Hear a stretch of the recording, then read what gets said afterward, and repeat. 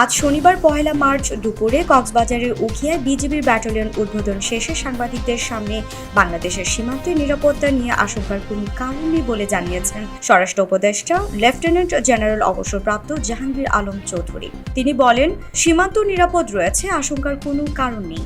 বিগত কয়েক বছরে মিয়ানমারের মধ্যে চলমান সংঘাতের জেরে বাংলাদেশ মিয়ানমার সীমান্তে স্পর্শকাতরতা বেড়েছে। সাম্প্রতিক পরিস্থিতি বিবেচনায় সীমান্তে একটি ব্যাটালিয়ন স্থাপন সময়ের দাবি ছিল।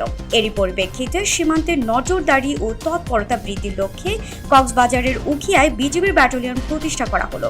তিনি আরো বলেন, বাংলাদেশ মিয়ানমার সীমান্ত নিরাপদ রাখতে প্রয়োজনীয় সব ব্যবস্থা নেবে সরকার। নতুন ব্যাটালিয়ন গঠন করা হয়েছে, প্রয়োজনে আরো গঠন করা হবে।